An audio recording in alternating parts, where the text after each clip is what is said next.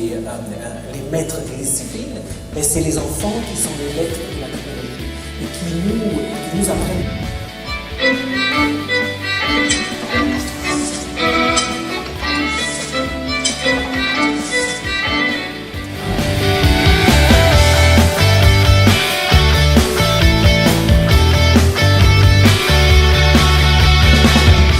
Quelques secondes.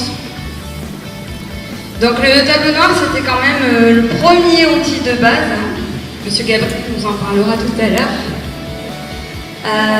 Donc on devait effacer, c'était poussiéreux, c'était bien dans un sens, mais il fallait ça piquer, on ne pouvait pas tout le temps effacer. Donc voilà, je vais passer la parole à Marie-Belle qui va nous parler des diapositives. Le bon vieux tableau noir faisait très peur. Pourtant, le bon vieux tableau noir pouvait avoir plusieurs formes. Il y avait le tableau noir fixe et le tableau noir mobile, celui qu'on pouvait même déplacer sur des roulettes. Et puis il y avait le tableau qui tournait. Donc que les élèves, quand ils avaient pris des notes, on tournait le tableau et il y avait un autre tableau qui était vide.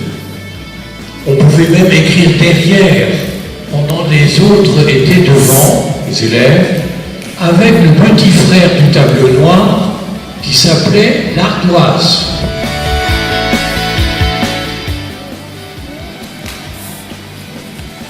En 1925, les diapositives.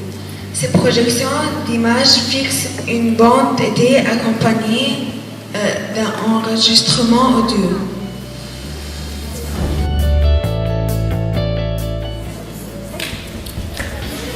En 1957.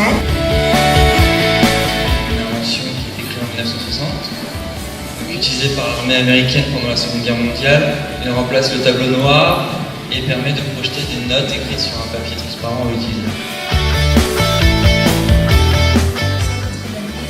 Propose des programmes de télévision éducatifs.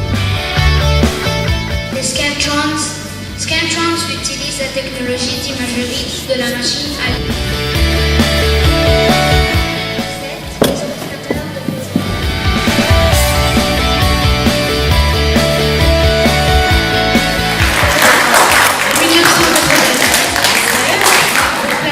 d'Internet.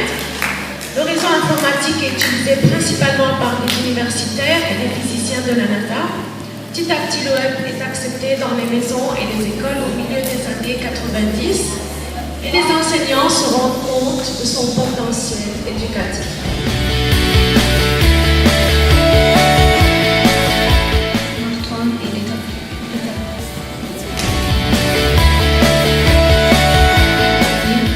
télécharger et partager des documents pédagogiques gratuits.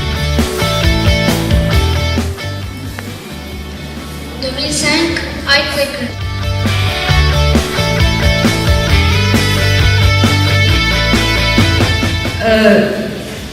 On va pas remplacer ce qu'on connaissait avant par la technologie uniquement en n'utilisant que des écrans, mais ça ajoute quelque chose. Quand on sait l'utiliser correctement, ça ajoute quelque chose, on peut varier tout ce que l'on fait, mais sans négliger le reste.